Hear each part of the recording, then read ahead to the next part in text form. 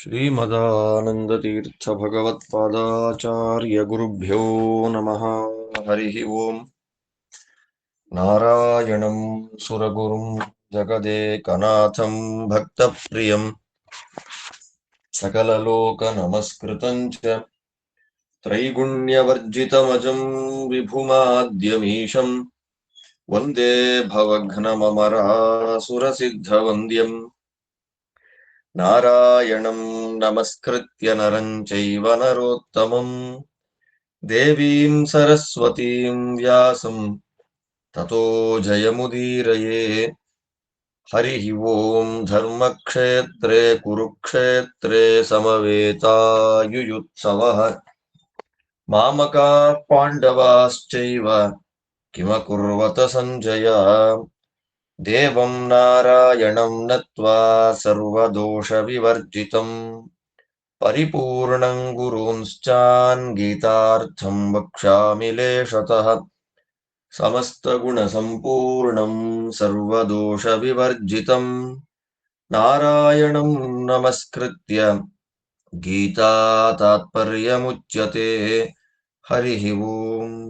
ಭಗವಂತ ಕೃಷ್ಣ ರೂಪದಿಂದ ಅರ್ಜುನನಿಗೆ ಉಪದೇಶ ಮಾಡಿದಂತಹ ಎಲ್ಲ ಶಾಸ್ತ್ರಗಳ ಸಾರಭೂತವಾದ ಶ್ರೀಮದ್ ಭಗವದ್ಗೀತೆಯನ್ನ ವ್ಯಾಸರೂಪದಿಂದ ಶ್ರೀಮನ್ ಮಹಾಭಾರತದ ಭೀಷ್ಮ ಪರ್ವದ ಭಗವದ್ಗೀತಾ ಪರ್ವ ಅನ್ನುವ ಹೆಸರಿನಿಂದ ವೇದವ್ಯಾಸ ದೇವರು ಕೊಟ್ಟಿದ್ದಾರೆ. ಅದರಲ್ಲಿ ನಾವೀಗ ಬಿಂಬ ಪ್ರತಿಬಿಂಬ ಭಾವ, ಆದ್ದರಿಂದ ಭಗವಂತನ ಪ್ರತಿಬಿಂಬ ಜೀವರಾದ್ದರಿಂದ ಜೀವರು ಮಾಡಿದ ಎಲ್ಲ ಕೆಲಸಗಳು ಬಿಂಬರೂಪಿ ಭಗವಂತನ ಒಂದು ಕ್ರಿಯೆಯಿಂದ, ಅವನ ಅನುಗ್ರಹದಿಂದ ನಡೆದಿದೆ. ಆದ್ದರಿಂದ ನಾವು ಮಾಡುವ ಎಲ್ಲ ಕೆಲಸಗಳನ್ನು ಬಿಂಬಾರ್ಪಣ ಬುದ್ಧಿಯಿಂದ, ಬಿಂಬರೂಪಿ ಭಗವಂತ ಬಿಂಬಕ್ರಿಯಾನುಸಂಧಾನ ಅಂತ ಕರೀತಾರೆ. ಅದನ್ನ ಬಿಂಬನೇ ಮಾಡಿದ್ದು, ನನ್ನಿಂದ ಮಾಡಿಸಿದ್ದು, ಅದನ್ನ ಪೂಜಾ ಅನ್ನುವುದಾಗಿ ಅವನೇ ಸ್ವೀಕಾರ ಮಾಡಿಕೊಳ್ಳಿ ಅನ್ನುವಂತಹ ಭಾವನೆಯಿಂದ ಸಕಲ ಕರ್ಮಗಳನ್ನು ಮಾಡಬೇಕು. ಆದ್ದರಿಂದ ಅರ್ಜುನ, ನೀನಿವಾಗ ಯುದ್ಧ ಅನ್ನುವಂತಹ ಈ ಕರ್ಮವನ್ನ ನಿನ್ನ ಬಿಂಬರೂಪಿ ಭಗವಂತನ ಪೂಜೆ ಅನ್ನುವ ದೃಷ್ಟಿಯಲ್ಲಿ ಮಾಡು ಅಂತ ಅರ್ಜುನನಿಗೆ ಹೇಳ್ತಾನೆ. ಹೇಳಿದ ಮೇಲೆ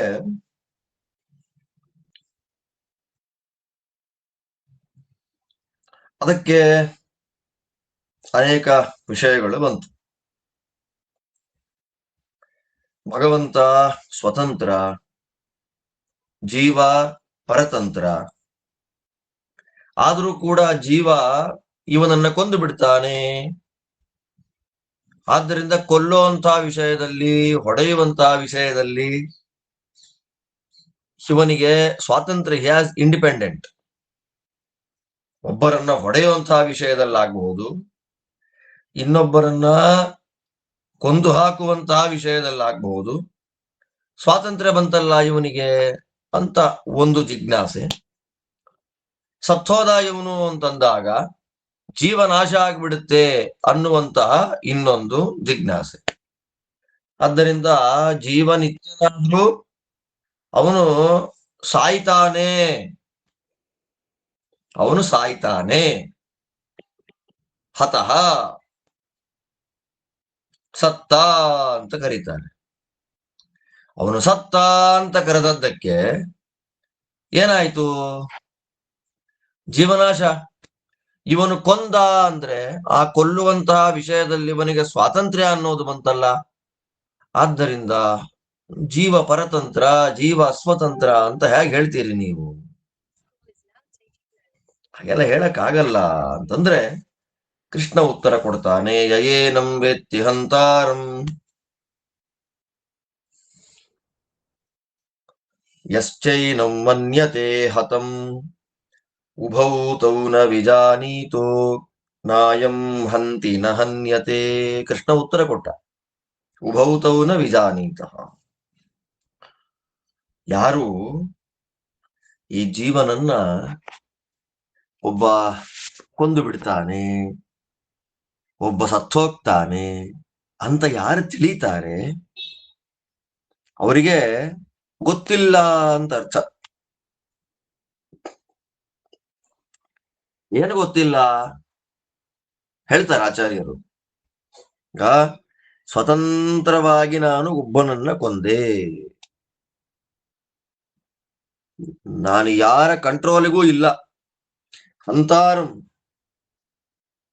ಹಂತಾರ ಅಂದ್ರೆ ಮರ್ಡರರ್, ನಾನೊಬ್ಬನನ್ನ ಕೊಂದೆ ಅಂದ್ರೆ ಬೇರೆ ವ್ಯಕ್ತಿಯನ್ನ ನಾನು ಕೊಂದೆ ಅಂದ್ರೆ ಸ್ವಾತಂತ್ರ್ಯೇಣ ಘಾತಕಂ, ಸ್ವತಂತ್ರನಾಗಿ ಬೇರೆ ಯಾರ ಕಂಟ್ರೋಲಲ್ಲೂ ನಾನಿಲ್ಲದೆ ಇಂಡಿಪೆಂಡೆಂಟ್ ಆಗಿ ನಾನೇ ಬೇರೆ ಜೀವನನ್ನ ಕೊಂದೆ ಅಂತ ಯಾರು ತಿಳ್ಕೊಂಡಿದ್ದಾರೆ, ಹಾಗೆ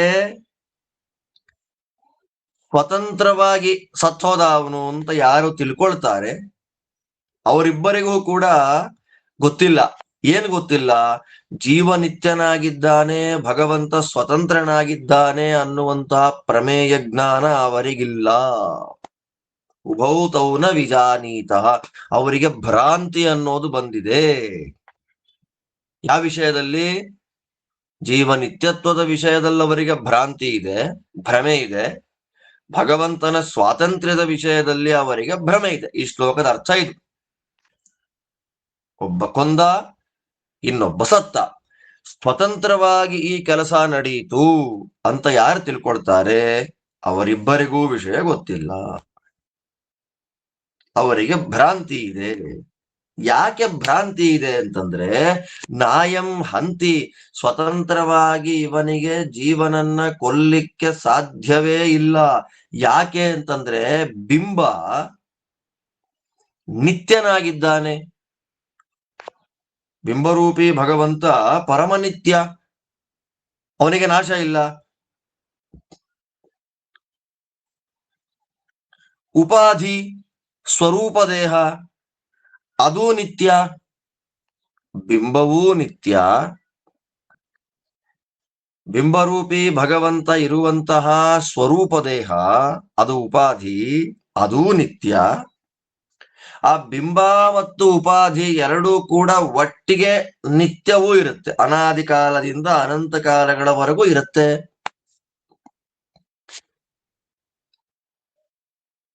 ಬಿಂಬರೂಪಿ ಭಗವಂತ ನಿತ್ಯ, ಆ ಬಿಂಬರೂಪಿ ಭಗವಂತ ಸನ್ನಿಹಿತನಾಗಿರುವಂತ ಸ್ವರೂಪ ದೇಹ ಅದೂ ನಿತ್ಯ. ಅವೆರಡೂ ಒಟ್ಟಿಗೆ ಇರುವಂತದ್ದು ನಿತ್ಯವೇ, ಯಾವಾಗಲೂ ಜೊತೆ ಇರುತ್ತೆ. ಆದ್ದರಿಂದ ನಿತ್ಯವಾದ ಬಿಂಬರೂಪ, ನಿತ್ಯವಾದ ಉಪಾಧಿ, ಅವೆರಡೂ ಒಟ್ಟಿಗೆ ಇರೋದು ನಿತ್ಯ ಅಂತ ಆಗುವಾಗ ಯಾರನ್ನ ಕೊಲ್ಲೋದು? ಜೀವನನ್ನ ಯಾರಿಗೂ ಕೊಲ್ಲಕ್ಕಾಗಲ್ಲ, ಜೀವನಿಗೆ ಸಾಯ್ಲಿಕ್ಕೂ ಆಗೋದಿಲ್ಲ. ಯಾಕೆ ಸಾಯ್ಲಿಕ್ಕೆ ಆಗೋದಿಲ್ಲ ಅಂದ್ರೆ, ಬಿಂಬ ನಿತ್ಯ, ಉಪಾಧಿ ನಿತ್ಯ, ದೇಹಗಳು ನಾಶ ಆಗ್ತಾ ಇರುತ್ತೆ, ಆದ್ರೆ ಸ್ವರೂಪ ದೇಹ ನಿತ್ಯವಾದ್ದರಿಂದ, ಆ ಸ್ವರೂಪ ದೇಹದಲ್ಲಿರೋ ಬಿಂಬರೂಪಿ ಭಗವಂತ ನಿತ್ಯ ಆದ್ದರಿಂದ ಯಾರು ಸಾಯೋದಿಲ್ಲ, ಯಾರನ್ನ ಯಾವ ಜೀವನನ್ನು ಕೊಲ್ಲೋದಿಲ್ಲ. ಇನ್ನು ಕೊಂದ ಅಂತ ವ್ಯಾಪಾರ ಬರುತ್ತಲ್ಲ, ಅವನು ಕೊಂದು ಹಾಕಿಬಿಟ್ಟ ಅಂತ, ಅವನು ಕೊಂದು ಬಿಟ್ಟ ಇವನನ್ನ ಅಂತ ಹೇಳ್ತಾರಲ್ಲ, ಅಂದ್ರೆ ಅದಕ್ಕೆ ಏನ್ ಅರ್ಥ ಅಂದ್ರೆ, ಬಿಂಬರೂಪಿ ಭಗವಂತನ ಪ್ರೇರಣೆಯಿಂದ ಅವನಾಗವನೇ ಏನು ಮಾಡಕ್ಕಾಗಲ್ಲ. ನಹಿ ಪ್ರತಿಬಿಂಬಸ್ಯ ಕ್ರಿಯಾ ಸಿದ್ಧಾಂತ ಅದು. ಪ್ರತಿಬಿಂಬನಾದ ಜೀವನಿಗೆ ಇಂಡಿಪೆಂಡೆಂಟ್ ಆದ ಕ್ರಿಯೆಗಳನ್ನ ಮಾಡುವ ಸಾಮರ್ಥ್ಯ ಇಲ್ಲ. ಬಿಂಬ ಅವಸ್ವತಂತ್ರ, ಪ್ರತಿಬಿಂಬ ಅವನು ಪರತಂತ್ರ. ಬಿಂಬರೂಪಿ ಭಗವಂತನ ಕಂಟ್ರೋಲ್ನಲ್ಲಿ ಇದ್ದು ಯಾವಾಗಲೂ ಎಲ್ಲ ಕೆಲಸಗಳನ್ನ ಬಿಂಬನ ಪ್ರೇರಣೆಯಂತೆ ಮಾಡ್ತಾ ಇರತಕ್ಕಂಥವನು ಪ್ರತಿಬಿಂಬನಾದಂಥ ಜೀವ. ಆದ್ದರಿಂದ ಬಿಂಬನ ಪ್ರೇರಣೆ ಇಲ್ಲದೆ ಪ್ರತಿಬಿಂಬ ಕೆಲಸ ಮಾಡಲ್ಲ ಅನ್ನೋದು ಸಿದ್ಧವಾದ ಪ್ರಮೇಯ. ಆದ್ದರಿಂದ ಭಗವಂತನ ಪ್ರೇರಣೆ ಇಲ್ಲದೆ, ಯಾವ ಭಗವಂತ ಅಲ್ಲಿ ಮತ್ತೆ ಬಿಂಬರೂಪಿ ಭಗವಂತನ ಪ್ರೇರಣೆ ಇಲ್ಲದೆ ಯಾರಿಗೆ ಯಾರನ್ನು ಕೊಲ್ಲಿಕ್ಕೆ ಸಾಧ್ಯವಾಗೋದಿಲ್ಲ. ಆದ್ದರಿಂದ ಜೀವ ಸ್ವತಃ ನಾಶವೇ ಆಗೋದಿಲ್ಲ. ಆದ್ದರಿಂದ ಜೀವ ನಿತ್ಯ. ಮತ್ತೆ ಜೀವನಿಗೆ ಸ್ವತಂತ್ರವಾಗಿ ಏನು ಮಾಡಕ್ಕಾಗಲ್ಲ. ಯಾಕೆ? ಜೀವ ಸ್ವತಂತ್ರ. ಈ ಎರಡು ಯುಕ್ತಿಗಳು ನಮಗೆ, ಜೀವ ನಿತ್ಯತ್ವ, ಭಗವಂತನ ಸ್ವಾತಂತ್ರ್ಯ, ಇದು ಎರಡೂ ತೊಂದರೆ ಆಗತ್ತಿಲ್ಲಿ. ಆದ್ದರಿಂದ ಅವನು ಸತ್ತ, ಇವನು ಕೊಂದ ಅಂತ ಯಾರು ಭಾವಿಸ್ತಾರೆ, ಅವನು ಸತ್ತೋದ, ಇವನು ಕೊಂದು ಹಾಕಿಬಿಟ್ಟ ಅಂತ ಯಾರು ತಿಳ್ಕೊಳ್ತಾರೆ, ಅವರು ಭ್ರಾಂತರು. ಯಾಕೆ? ಜೀವ ಸಾಯೋದಿಲ್ಲ. ಸ್ವತಂತ್ರವಾಗಿ ಯಾವ ಕೆಲಸವನ್ನು, ಕೊಲ್ಲೋ ಕೆಲಸವನ್ನ ಬೇರೆ ಜೀವನಿಗೆ ಮಾಡ್ಲಿಕ್ಕೆ ಆಗೋದಿಲ್ಲ. ಆದ್ದರಿಂದ ಇಲ್ಲಿ ಶ್ಲೋಕದಲ್ಲಿ ಬರೀ ಕೊಲ್ಲೋ ವಿಷಯ, ಸಾಯೋ ವಿಷಯ ಮಾತ್ರ ಹೇಳಿದ್ದಾರಷ್ಟೇ. ಇದು ಒಂದೇ ಅಲ್ಲ, ಎಲ್ಲ ಬೇಕಾದಷ್ಟು.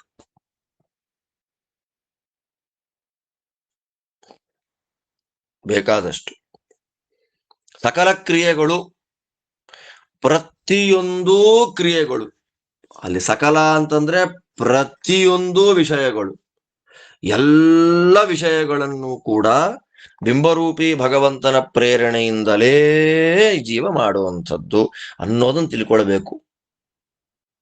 ಅದಕ್ಕಿನ್ನೊಂದು ಪ್ರಶ್ನೆ ಬರುತ್ತೆ, ಅಲ್ಲ ಬಿಂಬರೂಪಿ ಭಗವಂತ ಇದ್ದಾನಲ್ಲ, ಆಯ್ತು ನಾನು ಇಷ್ಟು ದಿವಸ ಇವನೊಳಗಿದ್ದಪ್ಪ, ಸಾಕಾಯ್ತು ನನಗೆ, ನಾನು ಈ ಜೀವನನ್ನ ಕೊಂದು ಬಿಟ್ಟು ನಾನು ಫ್ರೀ ಆಗ್ಬಿಡ್ತೀನಿ ಅಂತ ಬಿಂಬರೂಪಿ ಭಗವಂತ ಏನಾದ್ರೂ ಕೂಡ ಜೀವನ ನಾಶ ಮಾಡ್ಬಿಡ್ತಾನ? ಅದೊಂದು ಜಿಜ್ಞಾಸೆ ಬರುತ್ತೆ. ಸರಿ, ಬೇರೆಯವ್ರಿಗೆ ಯಾರಿಗೂ ಏನು ಮಾಡಕ್ ಆಗಲ್ಲ, ಓಕೆ, ಒಪ್ಕೊಂಡ್ವಿ.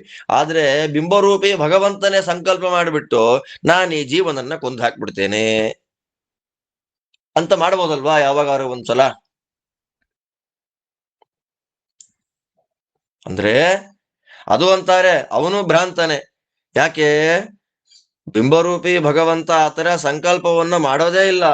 ಯದ್ಯಪಿ ಅವನಿಗೆ ಎಲ್ಲವನ್ನೂ ಮಾಡೋ ಸಾಮರ್ಥ್ಯ ಇದೆ. ಭಗವಂತ ಅವನ ಅಘಟಿತ ಘಟನಾ ಪಾಠವ ಅಂತ ಅವನ ಸಾಮರ್ಥ್ಯ. ನಾವೇನು ಕಲ್ಪನೆ ಮಾಡ್ಕೊಳ್ತೇವೋ, ನಾವೇನು ಕಲ್ಪನೆ ಮಾಡ್ಕೊಳ್ಲಿಕ್ಕೆ ಆಗೋದಿಲ್ವೋ ಆ ಎಲ್ಲ ಕೆಲಸವನ್ನು ಮಾಡೋ ಸಾಮರ್ಥ್ಯ ದೇವರಿಗಿದೆ.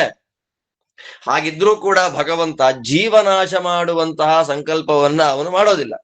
ಆದ್ದರಿಂದ ಚೇತನ ನಾಶ ಅನ್ನುವುದೇನಿದೆ ಅದನ್ನ ನಮ್ಮ ದೇವರು ಮಾಡ್ಲಿಕ್ಕೆ ಹೋಗೋದಿಲ್ಲ. ಆದ್ದರಿಂದ ದೇವರು ಜೀವರನ್ನ ನಾಶ ಮಾಡಿಬಿಡ್ತಾನೆ ಅಂತ ಯಾರು ಅನ್ಕೊಂತಾರೆ ಅವರು ಭ್ರಾಂತರೇ. ಯಾಕೆ? ದೇವರು ಜೀವರ ನಾಶ ಮಾಡೋದಿಲ್ಲ. ಜೀವರ ದೇಹಗಳು ಹೊಟ್ಟೋಗುತ್ತೆ ಬಿಟ್ರೆ ಜೀವರ ಸ್ವರೂಪ ಏನಿದೆ ಅದು ನಿತ್ಯ. ಯಾಕೆ? ಆ ಸ್ವರೂಪ ಉಪಾಧಿಯಲ್ಲಿರುವಂತ ಬಿಂಬ ಅದು ನಿತ್ಯ. ಜೀವ ಅಥವಾ ಅವನ ಸ್ವರೂಪ ದೇಹ, ಆ ಬಿಂಬ ಎರಡು ಒಂದೇ ಟೈಮಲ್ಲಿ ಅನಂತ ಕಾಲಗಳಿಂದ ಅನಂತ ಕಾಲಗಳವರೆಗೂ ಒಟ್ಟಿಗೆ ಇರತ್ತೆ. ಅದು ನಿತ್ಯ. ಆದ್ದರಿಂದ ಸಾಯೋದಿಲ್ಲ. ಉಪಾಧಿಯು ನಿತ್ಯ. ಇದು ಶಾಸ್ತ್ರೀಯವಾದಂತಹ ಟರ್ಮಿನಾಲಜಿ ಶಬ್ದಗಳನ್ನು ಹೇಳಬೇಕಾದ್ರೆ ಉಪಾಧಿಯು ನಿತ್ಯ, ಬಿಂಬವೂ ನಿತ್ಯ, ಬಿಂಬ ಮತ್ತು ಉಪಾಧಿಗಳ ಸನ್ನಿಧಿಯೂ ನಿತ್ಯ. ಅದು ಅರ್ಥ ಆಗೋದಿಲ್ಲ ಅಂತ ಹೇಳಿದೆ ಅಷ್ಟೇ ನಾನು. ಸನ್ನಿಧಿ ಅಂದ್ರೆ ಒಟ್ಟಿಗೆ ಇರೋದು, ಉಪಾಧಿ ಅಂದ್ರೆ ಸ್ವರೂಪ ದೇಹ, ಬಿಂಬ ಅಂದ್ರೆ ಭಗವಂತ.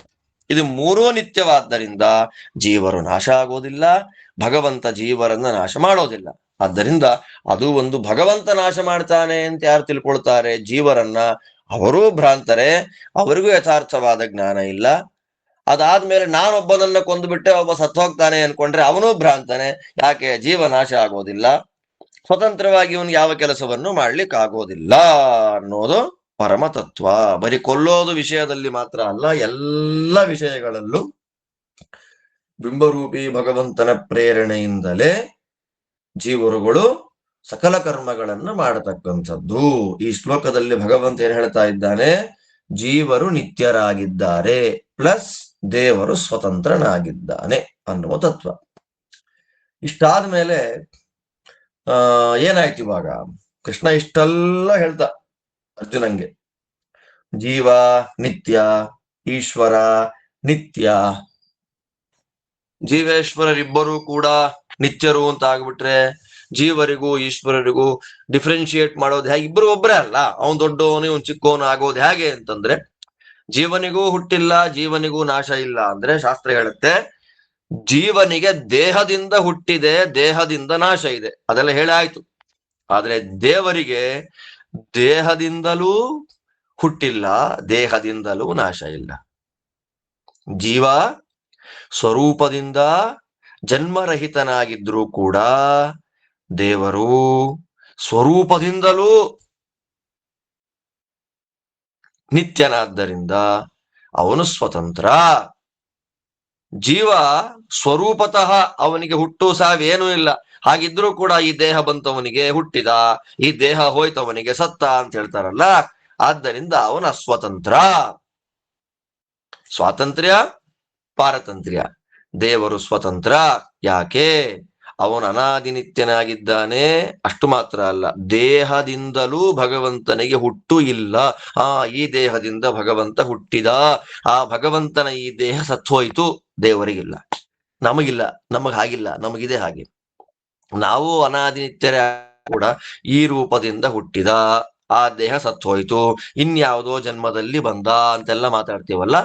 ಆದ್ದರಿಂದ ನಾವು ಅಸ್ವತಂತ್ರರು ಅನ್ನುವಂತಹ ಕೃಷ್ಣ ಹೇಳಿದ ತತ್ವ ಏನಿದೆ, ಆ ತತ್ವಕ್ಕೆ ಭಗವಂತ ಪ್ರಮಾಣ ಕೊಡ್ತಾನೆ. ನೋಡಿ, ದೇವರೇ ಆದ್ರೂ ಕೂಡ ನೀ ಹೇಳಿದ್ದಕ್ಕೇನಯ್ಯ ಪ್ರಮಾಣ ಅಂತ ಪ್ರಶ್ನೆ ಬರುತ್ತೆ. ದೇವರೇ ಉಪದೇಶ ಮಾಡ್ತಾ ಇದ್ರು ಕೂಡ ಸರಿ, ದೇವ್ರು ಹೇಳಿದ್ದಕ್ಕೆ ಏನಾದ್ರೂ ಪ್ರಮಾಣ ಬೇಕಲ್ಲ. ಅದಕ್ಕೆ ನಾವ್ ಏನೇ ಮಾತಾಡ್ಲಿ, ಶಾಸ್ತ್ರೀಯವಾಗಿರ್ತಕ್ಕಂಥ ಪ್ರಮೇಯಗಳನ್ನ, ದೇವರಿಗೆ ಸಂಬಂಧಪಟ್ಟ, ಧರ್ಮಕ್ಕೆ ಸಂಬಂಧಪಟ್ಟ, ಕಣ್ಣಿಗೆ ಕಾಣಿಸದೇ ಇರುವಂತ ಪುಣ್ಯ ಪಾಪಗಳಿಗೆ ಸಂಬಂಧಪಟ್ಟ ವಿಷಯವನ್ನು ನಾವು ಮಾತಾಡುವಾಗ ಬ್ಯಾಕ್ಗ್ರೌಂಡ್ ಅಲ್ಲಿ ಏನು ಪ್ರಮಾಣ ಹೇಳ್ತಾರೆ, ಏನು ಪ್ರಮಾಣ ಇದೆ, ಆ ಪ್ರಮಾಣ ಸರಿಯಾಗಿದೆಯೋ ಇಲ್ವೋ ಅನ್ನೋದನ್ನ ನೋಡಿ ವಿಮರ್ಶೆ ಮಾಡಿ ಅವರು ಹೇಳಿದ ವಾಕ್ಯವನ್ನ ಅಕ್ಸೆಪ್ಟ್ ಮಾಡಬೇಕು ಅಂತ ಶಾಸ್ತ್ರ. ಅದಕ್ಕೆ ದೇವರು ಪ್ರಮಾಣವನ್ನ ನಮಗಿಲ್ಲಿ ಕೊಡ್ತಾ ಇದ್ದಾನೆ. 20ನೇ ಶ್ಲೋಕ. ನಜಾಯತೆ ಮ್ರಿಯತೆ ವಾ ಕದಾಚಿತ್ ನಾಯಂ ಭೂತ್ವಾ ಭವಿತಾ ವಾ ನ ಭೂಯಃ ಅಜೋ ನಿತ್ಯ ಶಾಶ್ವತೋಯಂ ಪುರಾಣೋ ನ ಹನ್ಯತೆ ಹನ್ಯಮಾನೆ ಶರೀರೇ. ನಜಾಯತೆ ಮ್ರಿಯತೆ ವಾ ಕದಾಚಿತ್. ಈ ಜೀವರಿದ್ದಾರಲ್ಲ, ಅವರು ಸ್ವರೂಪತಃ ದೇಹದಿಂದ ಹುಟ್ಟುತ್ತಾರೆ, ಸಾಯ್ತಾರೆ ಬಿಡಿ. ಜೀವ ಸ್ವರೂಪ ನಿತ್ಯ ಅಂತ ಹೇಳೋ ವಿಷಯದಲ್ಲಿ ಪ್ರಮಾಣ ಕೃಷ್ಣ ಹೇಳೋದು. ನಜಾಯತೆ, ಜೀವನಿಗೆ ಸ್ವರೂಪತಃ ಹುಟ್ಟು ಇಲ್ಲ.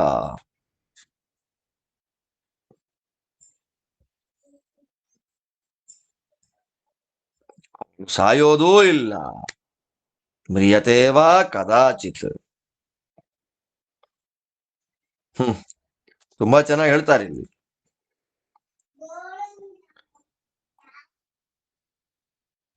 ಇದರಲ್ಲಿ ಈ ಶ್ಲೋಕ ಇದೆಯಲ್ಲ, ಈ ಶ್ಲೋಕವನ್ನ ಆಚಾರ್ಯರು 2 ತರ ಅರ್ಥ ಮಾಡ್ತಾರೆ. ಬರೀ ಜೀವರಿಗೆ ಮಾತ್ರ ಇದನ್ನ ಆಚಾರ್ಯರು ಅರ್ಥ ಮಾಡಲಿಲ್ಲ, ದೇವರಿಗೂ ಅರ್ಥ ಮಾಡಿದ್ದಾರೆ. ಈ ಶ್ಲೋಕ ಕೇವಲ ಜೀವರ ಸ್ವರೂಪವನ್ನ ನಿರ್ಣಯ ಮಾಡ್ಲಿಕ್ಕೆ ಹೊರಟಿಲ್ಲ, ದೇವರ ಬಗ್ಗೆನೂ ನಮಗೆ ತಿಳಿಸ್ಕೊಡ್ತಾ ಇದೆ. ದೇವರ ಬಗ್ಗೆನೂ ಅದು ನಮಗೆ ತಿಳಿಸಿಕೊಡ್ತಾ ಇದೆ. ಏನಂತ? ಜೀವರ ಪ್ರಕಾರ ನಾವು ಅರ್ಥ ಮಾಡಿದ್ರೆ, ಜೀವರ ಬಗ್ಗೆ ಈ ಶ್ಲೋಕ ಏನ್ ಹೇಳ್ತಾ ಇದೆ ಅನ್ನೋದನ್ನ ನೋಡಿದ್ರೆ, ಈ ಜೀವ ಇದ್ದಾನಲ್ಲ, ಅವನು ಸ್ವರೂಪತಃ ಹುಟ್ಟಲ್ಲ, ಅವನು ಸ್ವರೂಪತಃ ಸಾಯೋದಿಲ್ಲ. ಅವನು ಹುಟ್ಟೋಲ್ಲ, ಅವನು ಸಾಯೋಲ್ಲ. ಹಾಗಾದ್ರೆ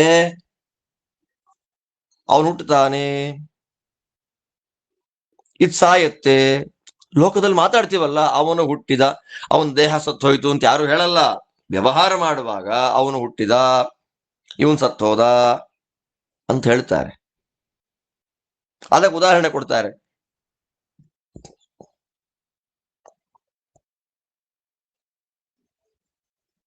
ಅದಕ್ಕೆ ಉದಾಹರಣೆ ಏನ್ ಗೊತ್ತಾ? ದೇವರ ಜ್ಞಾನ ಅಂತ ಎಕ್ಸಾಂಪಲ್ ಕೊಡ್ತಾರೆ.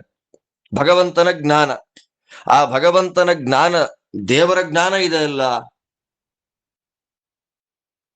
ಆ ದೇವರ ಜ್ಞಾನ ನಾವೇನೋ ಈಗ ಭಗವದ್ಗೀತೆ ಕೇಳ್ತಾ ಇದ್ದೇವೆ. ಭಗವದ್ಗೀತೆ ಕೇಳುವಾಗ ಏನೋ ಒಂದು ವಿಶೇಷವಾದ ಪ್ರಮೇಯ, ಒಂದು ಅರ್ಧ ಮುಕ್ಕಾಲು ಗಂಟೆ ಪಾಠ ಕೇಳಿದಾಗ ಒಂದು ವಿಷಯ ನಮ್ಮ ತಲೆಗೆ ಬರ್ತೀವಿ. ನನಗೆ ಗೊತ್ತಿರ್ಲಿಲ್ಲ, ಈ ವಿಷಯ ಗೊತ್ತಾಯ್ತು. ಸ್ವಲ್ಪ ಹೊತ್ತಾದ್ಮೇಲೆ ಈ ವಿಷಯದ ಬಗ್ಗೆ ಏನೋ ಡೌಟ್ಸ್ ಕೇಳಬೇಕು ಆಚಾರನ ಅನ್ಕೊಂಡೆ, ಮರ್ತೇ ಹೋಯ್ತು. ಅಂದ್ರೆ ಉತ್ಪತ್ತಿ ನಾಶ, ಗೊತ್ತಿಲ್ಲದೆ ಇರುವಂತಹ ಒಂದು ವಿಷಯದ ಹುಟ್ಟು ಜ್ಞಾನ ಬಂತು, ಬಂದಿದ್ದು ಹಾಗೇ ಮರ್ತೋಯ್ತು, ನಾಶ ಆಯ್ತು. ಹಾಗೆ ದೇವರ ಜ್ಞಾನಕ್ಕಲ್ಲ, ಅದು ನಿತ್ಯ ನಿರಂತರವಾದದ್ದು ಭಗವಂತನ ಜ್ಞಾನ. ಆದ್ರೂ ಕೂಡ ಉಪನಿಷತ್ತಿನಲ್ಲಿ ಹೇಳ್ತಾರೆ ತದೈಕ್ಷತ ಅಂತ. ಉಪನಿಷತ್ತು ದೇವರ ಬಗ್ಗೆ ಮಾತಾಡ್ಬೇಕಾದ್ರೆ ಈ ಛಾಂದೋಗ್ಯ ಉಪನಿಷತ್ನಲ್ಲಿ ಬರುತ್ತೆ ಒಂದು ಪ್ರಮೇಯ, ತದೈಕ್ಷತ ದೇವರಿಗೆ ಜ್ಞಾನ ಬಂತು ಅಂತ ಉಪನಿಷತ್ ಹೇಳುತ್ತೆ. ಅಲ್ರಿ, ನಿತ್ಯ ಸ್ವರೂಪನಾದ ಜ್ಞಾನಾನಂದಮಯನಾದ ಪರಿಪೂರ್ಣ ಜ್ಞಾನ ಸ್ವರೂಪನಾದ, ಆದ್ದರಿಂದಲೇ ಶ್ರೀಮದ್ ಭಾಗವತ ದೇವರನ್ನ ಏನ್ ಕರಿತಾ ಇದೆ? ಅಭಿಜ್ಞ ಜನ್ಮಾದ್ಯಸ್ಯ ಯತೋನ್ಮಯಾದಿತರತಶ್ಚಾರ್ಥೇಷ್ವಭಿಘ್ನ ಸ್ವರಾಟ್ ಅಂತ ದೇವರನ್ನ ಅಭಿಜ್ಞ ಅಂತ ಕರಿತಾ ಇದೆ ಶಾಸ್ತ್ರಗಳಲ್ಲಿ. ದೇವರ ಜ್ಞಾನದ ಬಗ್ಗೆ ಮಾತಾಡ್ಬೇಕಾದ್ರೆ ಶಾಸ್ತ್ರ ಹೇಳುತ್ತೆ ವಿಷಯಾಪೇಕ್ಷಿನ ಜ್ಞಾನಂ ವಿಷಯೈಶ್ಚ ವಿಶೇಷಿತಂ. ತುಂಬಾ ಡೀಪ್ ವಿಷಯ ಇದು, ನಾನು ಅಷ್ಟು ಡೀಪ್ ಆಗಿ ಹೇಳಕ್ ಹೋಗೋದಿಲ್ಲ. ದೇವರ ಜ್ಞಾನ ಎಂಥದ್ದು ಅಂದ್ರೆ, ದೇವರಿಗೆ ಹೊಸ ಪ್ರಮೇಯ ಬಂತು, ದೇವರಿಗೆ ಮರ್ತೋಯ್ತು, ಇದು ಯಾವುದು ನಮ್ಮ ದೇವರಲ್ಲಿ ಇಲ್ಲವೇ ಇಲ್ಲ. ಹಾಗಿದ್ರೂ ಕೂಡ ಉಪನಿಷತ್ ಏನ್ ಹೇಳುತ್ತೆ? ತದೈಕ್ಷತ ಅಂತ ಒಂದು ಮಾತು ಹೇಳಿ ದೇವರಿಗೆ ಜ್ಞಾನ ಬಂತು ಅಂತ. ಅದ್ ಹೇಗೆ ಹೇಳ್ತೀರಿ? ಉಪನಿಷತ್ತೇ ಹೇಳಿದೆ ದೇವರಿಗೆ ಜ್ಞಾನ ಬಂತು ಅಂತ. ಅದನ್ನ ನಾವು ಅನ್ವಯ ಮಾಡೋದು ಹೇಗೆ, ಕೂಡಿಸೋದು ಹೇಗೆ? ದೇವರಿಗೆ ಜ್ಞಾನ ಬಂತು ಅಂದ್ರೆ ಅದಕ್ಕೆ ಶಾಸ್ತ್ರ ಉತ್ತರ ಕೊಡುತ್ತೆ. ಅಚಿಂತ್ಯ ಶಕ್ತಿ ಅಂತ ಒಂದಿದೆ ಭಗವಂತನಲ್ಲಿ. ಅಚಿಂತ್ಯ ಶಕ್ತಿ ಅನ್ನೋದ್ರ ಬಗ್ಗೆನೆ ಮಹಾಭಾರತದಲ್ಲಿ ಬಂತಿದೆ. ಭೀಷ್ಮ ಪರ್ವದಲ್ಲೇ ತದಚಿಂತ್ಯಸ್ಯ ಲಕ್ಷಣಂ ಅಂತ ಬಂತು, ಅಚಿಂತ್ಯ ಶಕ್ತಿ ಅನ್ನೋದು ಏನು ಅಂತ. ಆದ್ದರಿಂದ ಅಂತ ಅಚಿಂತ್ಯ ಶಕ್ತಿಯಿಂದ ಭಗವಂತ ವ್ಯವಹಾರ ಆಗತ್ತೆ ಅಷ್ಟೇ. ದೇವರಿಗೆ ಜ್ಞಾನ ಬಂತು ಅಂತ ವ್ಯವಹಾರ. ದೇವರ ಕೈ, ದೇವರ ಕಾಲು, ದೇವರ ತಲೆ ಅಲ್ವಾ. ದೇವರು ಕೃತಾಂಜಲಿಂ ಬ್ರಹ್ಮಮಯೇನ ಕಂಬುನ ಪಸ್ಪರ್ಶಬಾಲಂ ಕೃಪಯಾ ಕಪೋಲೆ ಅಂತ ಕೈ ಮುಗಿದು ಪ್ರಾರ್ಥನೆ ಮಾಡ್ತಾ ಇದ್ದ. ಸ್ತೋತ್ರ ಹೇಗೆ ಮಾಡಬೇಕು ಅಂತ ಗೊತ್ತೇ ಆಗ್ತಾ ಇದ್ದಂತಹ ಧ್ರುವರಾಜರಿಗೆ ತನ್ನ ಬಲಗೈಯಲ್ಲಿದ್ದಂತಹ ಶಂಖದಿಂದ ಕೆನ್ನೆ ಮುಟ್ಟಿಸಿದ.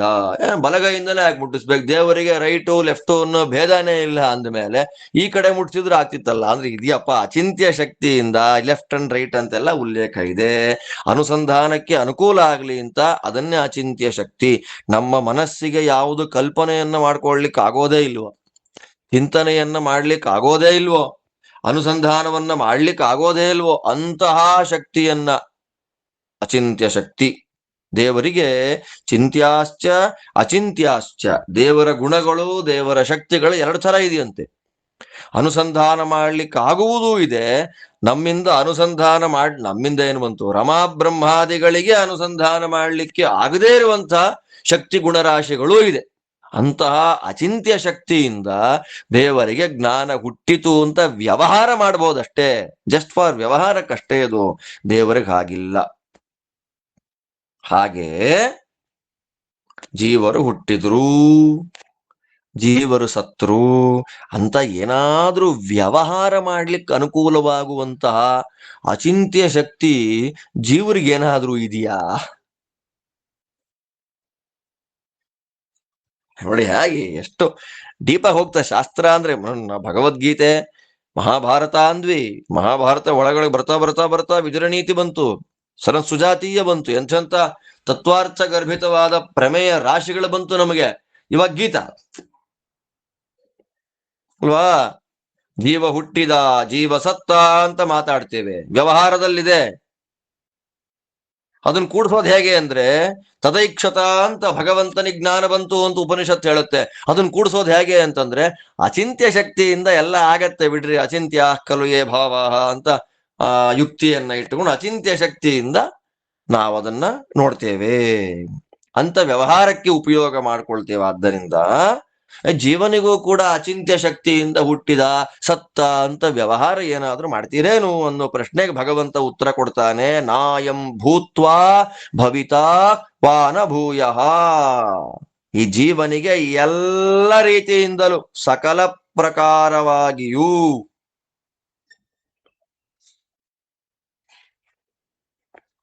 ಭಗವಂತನ ಜ್ಞಾನ ಅಚಿಂತ್ಯ ಶಕ್ತಿಯಿಂದ ಅಲ್ವಾ? ಅದೇನೋ ಹೇಳಿದ್ವಲ್ಲ, ಅಚಿಂತ್ಯ ಶಕ್ತಿಯಿಂದ ದೇವರ ಜ್ಞಾನ ಹುಟ್ಟಿತು ಅಂತ ನಾವು ಹೇಳಿದ ಹಾಗೆ ದೇವರು ಜೀವ ಹುಟ್ಟುತ್ತಾನೆ, ದೇವ ಸಾಯ್ತಾನೆ ಅಂತೆಲ್ಲ ಇಲ್ಲ.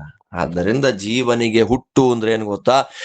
ಪ್ರೀವಿಯಸ್ ಅಲ್ಲಿ ಯಾವತ್ತೂ ಸಿಗದೇ ಇರ್ತಕ್ಕಂತಹ ಹೊಸ ಹೊಸ ಹೊಸ ಹೊಸ ಹೊಸ ದೇಹಗಳು. ಪ್ರೀವಿಯಸ್ ಜನ್ಮಗಳೆಲ್ಲ ಅವನಿಗೆ ಸಿಕ್ಕೇ ಇಲ್ಲ. ಅಂತಹ ಅದ್ಭುತವಾದ ಹೊಸ ಹೊಸ ಹೊಸ ಹೊಸ ದೇಹಗಳನ್ನ ಇಟ್ಟುಕೊಂಡು ಬರೋದನ್ನೇ ಹುಟ್ಟು ಅಂತ ಕರೀತಾರೆ. ಆ ದೇಹಗಳನ್ನೆಲ್ಲ ಕಳ್ಕೊಳ್ತಾ ಹೋಗೋದನ್ನೇ ನಾಶ ಅಂತ ಕರೀತಾರೆ. ಭಗವಂತನಂತೆ ಜೀವ ಹುಟ್ಟತ್ತೆ, ಜೀವ ಸಾಯತ್ತೆ ಅಚಿಂತ್ಯ ಶಕ್ತಿಯಿಂದ ಅಂತ ಅಲ್ಲ. ಜೀವ ಹುಟ್ಟತಾನೆ, ಜೀವ ಸಾಯ್ತಾನೆ ಅಂದ್ರೆ ಏನ್ ಗೊತ್ತಾ?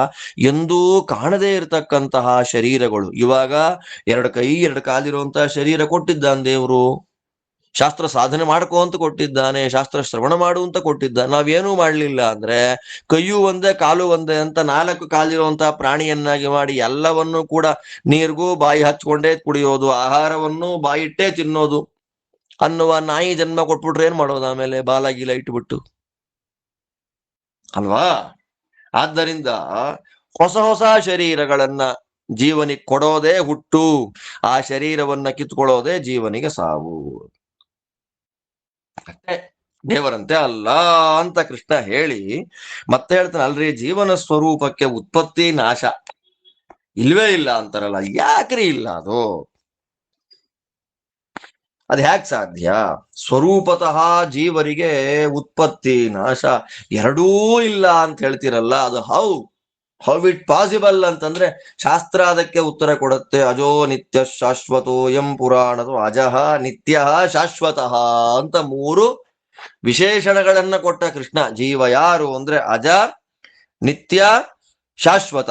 ಏನ್ ಹಂಗಂದ್ರೆ ಅಲ್ಲಿ ಅಜ ಅಂದ್ರೆ ಗೊತ್ತಾಯ್ತು ನಮಗೆ, ಸ್ವರೂಪತಃ ಹುಟ್ಟೇ ಇಲ್ಲ, ಸ್ವರೂಪತಃ ನಾಶವೇ ಇಲ್ಲ, ನಿತ್ಯ ಒಂದೇ ರೀತಿ ಇರತಕ್ಕಂತಹ ಭಗವಂತನ ಪ್ರತಿಬಿಂಬನಾಗಿದ್ದಾನೆ. ಅಷ್ಟೇ, ಮುಗಿದೋಯ್ತು.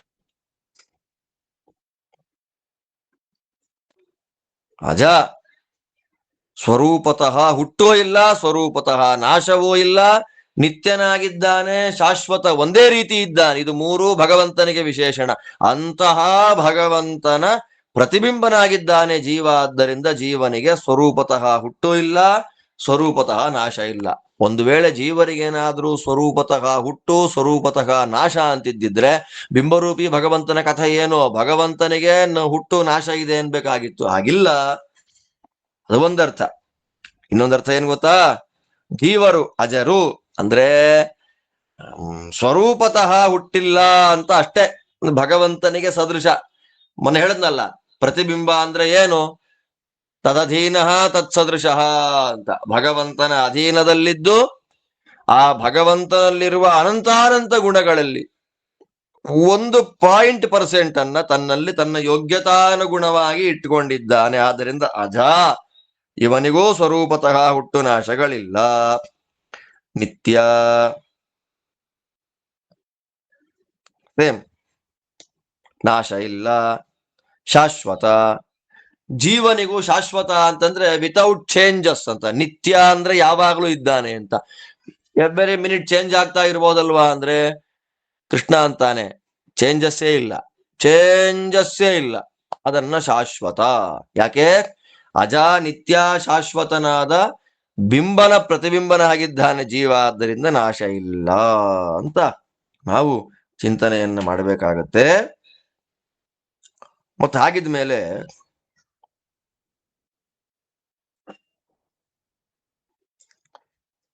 ಅಚಿಂತ್ಯ ಶಕ್ತಿಯಿಂದ ಅಂತೇನೋ ಮಾತು ಬಂತಲ್ಲ ನಮಗಿಲ್ಲಿ.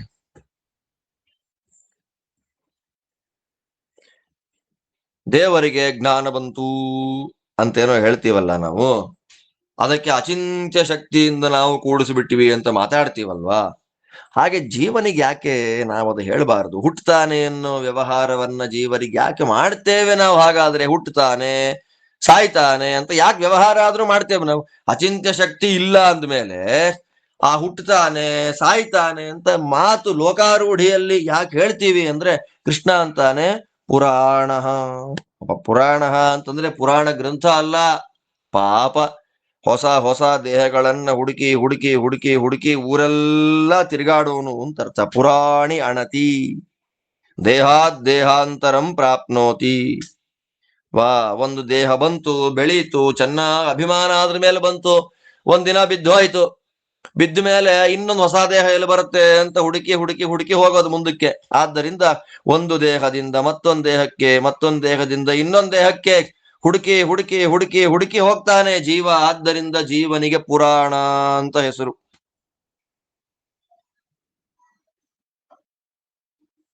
ಅಷ್ಟೇ. ಆದ್ದರಿಂದ ಎಂದೂ ಹುಟ್ಟೇ ಇಲ್ಲದ ಜೀವನನ್ನ ಹುಟ್ಟುತ್ತಾನೆ ಅಂತ ಯಾಕೆ ಹೇಳ್ತೀವಿ ಅಂದ್ರೆ, ಶರೀರದಿಂದ ಹುಟ್ಟಿದ ಅಂತ ಅರ್ಥ. ಯಾಕೆ ಪುರಾಣ. ಕೃಷ್ಣ ಹೇಳ್ಬಿಟ್ನಲ್ಲ, ಅಂತವಂತ ಇಮೆ ದೇಹ. ದೇಹ ನಾಶ ಆಗ್ಲೇಬೇಕಯ್ಯ ಅರ್ಜುನ. ನಿತ್ಯಸ್ಯೋಕ್ತ ಶರೀರಿಣ. ನಿತ್ಯನಾಗಿರ್ತಕ್ಕ ಈ ಜೀವನಿಗೆ ಈ ಬಂದಿರುವ ಜಡದೇಹಗಳು ಅಂತವಂತಹ ಬಿದ್ದೋಗತ್ತೆ.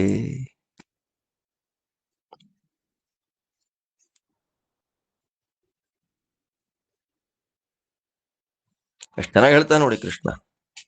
ನ ಹನ್ಯತೆ ಹನ್ಯಮಾನೇ ಶರೀರೇ. ನಾಶ ಆಗುವಂತಹ ಶರೀರದಲ್ಲಿ ಇದ್ರೂ ಕೂಡ, ಶರೀರ ನಾಶವಾದರೂ ಕೂಡ ಒಳಗಿರುವ ಜೀವ ನಾಶವಾಗೋದಿಲ್ಲ. ಜೀವ ನಾಶವಾಗದೇ ಇರುವಂತೆ ಅನುಗ್ರಹವನ್ನ ಮಾಡುವ ಅನುಗ್ರಾಹಕ ಶಕ್ತಿ ಯಾರು ಅಂದ್ರೆ ಬಿಂಬ.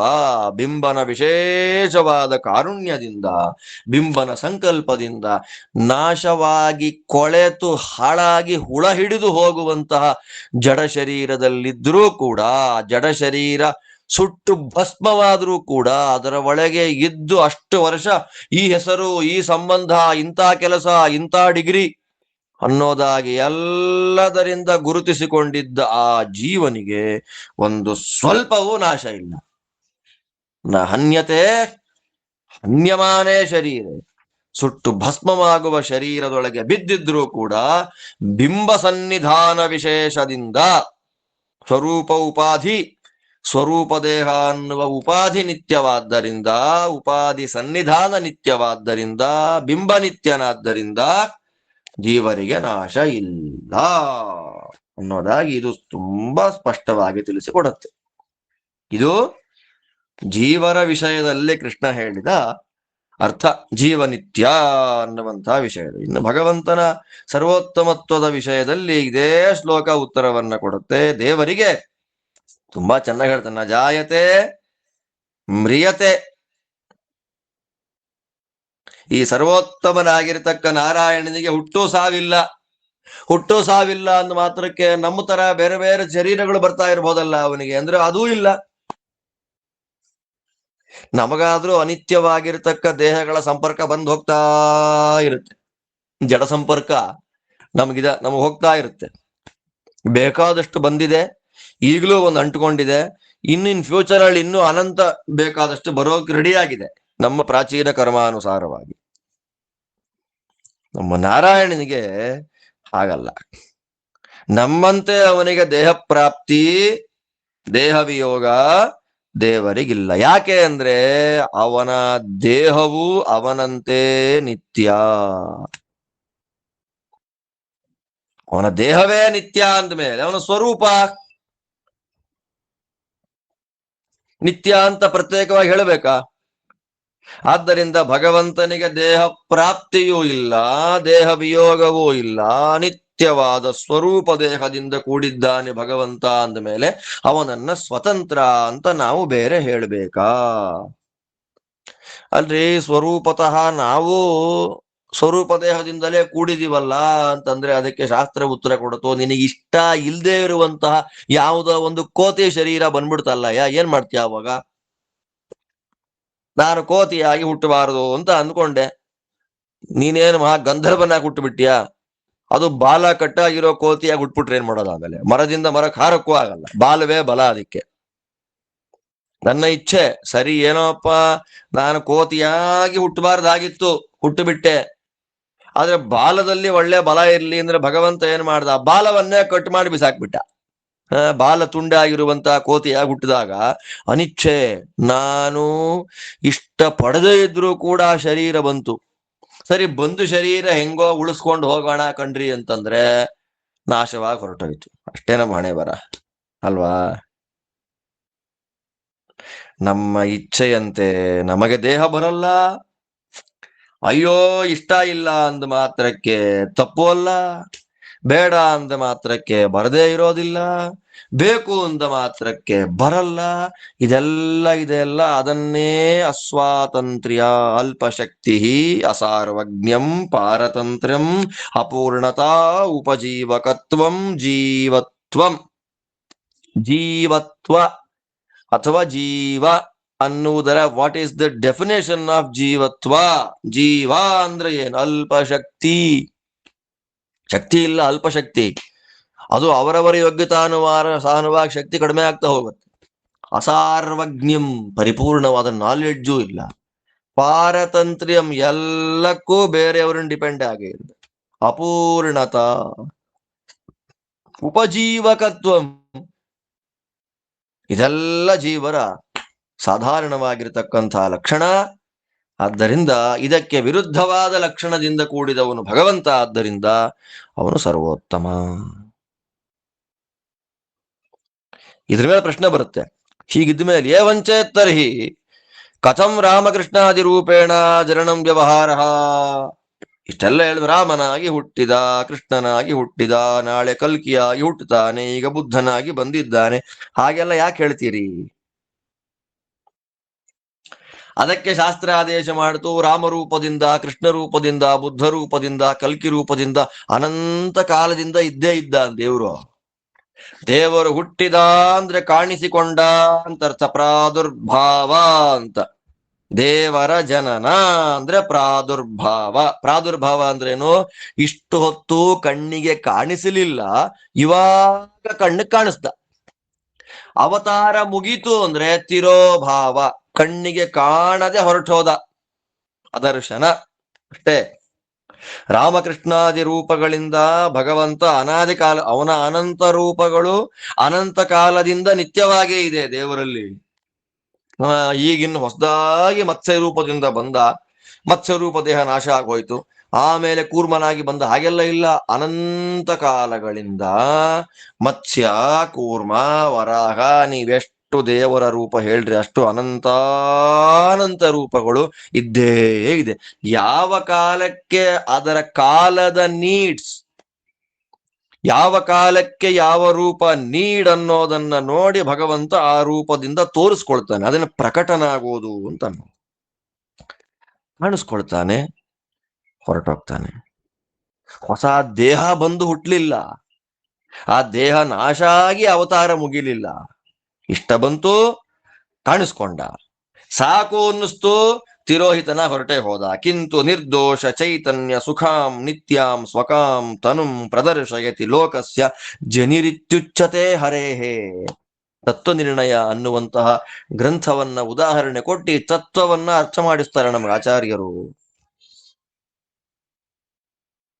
ನಿರ್ದೋಷ ಚೈತನ್ಯ ಸುಖಾಂ, ನಿರ್ದುಷ್ಟವಾದ, ದೋಷವೇ ಇಲ್ಲದ, ಸ್ವರೂಪಭೂತವಾದ ಜ್ಞಾನಾನಂದಗಳಿಂದ ಕೂಡಿದ ತನ್ನ ತನುವನ್ನ, ದೇಹವನ್ನ, ಆ ರಾಮಕೃಷ್ಣಾದಿ ಅನಂತ ರೂಪಗಳನ್ನ ಬೇಕಾದಾಗ ತೋರಿಸ್ತಾನೆ. ದೇವರು ಯಾವಾಗ ಪ್ರದರ್ಶನ ಮಾಡ್ತಾನೆ, ಯಾವಾಗ ದೇವರು ತೋರಿಸ್ತಾನೆ. ನವರಾತ್ರಿನಲ್ಲಿ ಗೊಂಬೆ ಇಡ್ತೀವಲ್ಲ ಪೀಠದ ಮೇಲೆ, ದಶಾವತಾರದ ಗೊಂಬೆಗಳು, ಇನ್ಯಾವುದೋ ಕ್ಷೇತ್ರದ ಗೊಂಬೆಗಳು ಅಂತೆಲ್ಲ ನಾವು ನವರಾತ್ರಿಯಲ್ಲಿ ಗೊಂಬೆಗಳು ಇಡ್ತೀವಲ್ಲ. ನಾವು ಗೊಂಬೆ ಇಟ್ಟಿದ್ದನ್ನು ಮತ್ತೆಲ್ಲಿ ಇಟ್ವಿ? ಸುತ್ತಿ ಅದನ್ನ ಪೆಟ್ಟಿಗೆ ಒಳಗೆ ಇಟ್ವಿ. ತಿರೋಭಾವ, ಪ್ರಾದುರ್ಭಾವ. ಪ್ರತಿ ನವರಾತ್ರಿಗೂ ಪ್ರಾದುರ್ಭಾವ, ವಿಜಯದಶಮಿ ಮುಗಿಸಿ ಏಕಾದಶಿ ದಿನ ತಿರೋಭಾವ. ಹಾಗೆ ಪ್ರತಿ ದ್ವಾಪರದಲ್ಲಿ ಕೃಷ್ಣ ವ್ಯಾಸ ರೂಪದಿಂದ ಪ್ರಾದುರ್ಭಾವ, ಅದು ಮುಗಿತಾ ಇದ್ದ ಹಾಗೆ, ನವರಾತ್ರಿ ಮುಗಿದು ಒಳಗೆ ಹೋಗ್ತಾ ಇದ್ದ ಹಾಗೆ ತಿರೋಭಾವ. ಇಷ್ಟೇ. ದೇವರು ಹೊಸ ದೇಹದಿಂದ ಹುಟ್ಟಿದ ಅಂತಿಲ್ಲ, ಕಣ್ಣಿಗೆ ಕಾಣಿಸ್ಕೊಳ್ಳೋದೇ ಅವನ ಹುಟ್ಟು ಅಷ್ಟೇ. ಅಂತಹ ಭಗವಂತನಂತೆ ಅವನ ಪ್ರತಿಬಿಂಬರಾಗಿರ್ತಕ್ಕ ನಾವುಗಳು ಅಂದ್ರೆ ಜೀವರಿಗೂ ಉತ್ಪತ್ತಿ ನಾಶ ಇಲ್ಲ, ಅವನ ಕಂಟ್ರೋಲ್ ಅಲ್ಲಿ ನಾವಿದ್ದೀವಿ. ಆದ್ದರಿಂದ ನಾವು ಸ್ವತಂತ್ರರು. ಅದಕ್ಕೆ ಶಾಸ್ತ್ರ ಅಂತೂ ಅಜ, ನಿತ್ಯ, ಶಾಶ್ವತ. ಅಜ, ನಿತ್ಯ, ಶಾಶ್ವತ.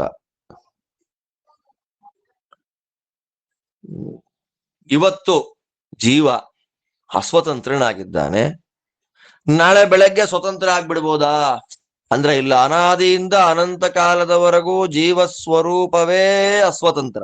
ಅಸ್ವತಂತ್ರ ಗುಣದಿಂದ ಕೂಡಿದ್ದೇ ಜೀವ. ಎಷ್ಟು ಚೆನ್ನಾಗಿ ಹೇಳ್ತಾರೆ ನೋಡ್ರಿ. ಅಜ, ನಿತ್ಯ, ಶಾಶ್ವತ, ಪುರಾಣ. ದೇವರ ಪರವಾಗಿ ಹೇಳೋದಾದ್ರೆ ಅಜ ಗೊತ್ತಾಯ್ತು, ನಿತ್ಯ ಅದೂ ಗೊತ್ತಾಯ್ತು, ಶಾಶ್ವತ ಶಶ್ವದೇಕ ಪ್ರಕಾರ ಗೊತ್ತಾಯ್ತು, ಪುರಾಣ ಸನಾತನನಾದ. ಪುರಾಣ ಅಂದ್ರೆ ಅತ್ಯಂತ ಪ್ರಾಚೀನ, ತುಂಬಾ ಹಳೆಯವನು. ಅಂತಹ ಪ್ರಾಚೀನನಾದ ಜೀವನನ್ನೂ ನಿಯಮನ ಮಾಡ್ತಾನೆ. ಸಹ ಜೀವರು ಸೂಕ್ಷ್ಮ ರೂಪದಿಂದ ಸ್ಥೂಲ ದೇಹಗಳನ್ನೂ ಕಳ್ಕೊಂಡು ಸೂಕ್ಷ್ಮ ರೂಪದಿಂದ ಭಗವಂತನ ಉದರದಲ್ಲಿ ಸೇರಿಕೊಂಡಿದ್ದಾಗ ಪ್ರಳಯ ಕಾಲದಲ್ಲಿಯೂ ಏನೂ ಆಗದೆ ಇರ್ತಾನೆ. ಆತ್ಮಾವಾ ಇದಮೇಕ ಏವಾಗ್ರ ಆಸೀತ್, ನಾರಾಯಣೋ ವಾ ಇದಮಗ್ರ ಆಸೀತ್, ವಾಸುದೇವೋ ವಾ ಇದಮಗ್ರ ಆಸೀತ್ ಇತ್ಯಾದಿಯಾಗಿ ಶ್ರುತಿ ಸ್ಮೃತಿ ಇತಿಹಾಸ ಪುರಾಣಗಳು ಸ್ಪಷ್ಟವಾಗಿ ನಿರೂಪಣೆ ಮಾಡುವ ಪ್ರಮೇಯ ಭಗವಂತ ಪುರಾಣ. ಪ್ರಳಯ ಸರ್ವವೂ ನಾಶವಾಗಿ ಏನೂ ಇಲ್ಲ ಅಂತಾದಾಗ್ಲೂ ಕೂಡ ಪ್ರಳಯ ಕಾಲದಲ್ಲಿರ್ತಕ್ಕ ಸವೈಕಿಲಾಯಂ ಪುರುಷ ಪುರಾತನೋ ಯದೇಕಾಸೀದ ವಿಶೇಷ ಆತ್ಮನಿ. ಕೃಷ್ಣ ನಡ್ಕೊಂಡು ಹೋಗ್ತಾ ಇದ್ದಾನೆ ಹಸ್ತಿನಾವತಿಯ ಬೀದಿಗಳಲ್ಲಿ.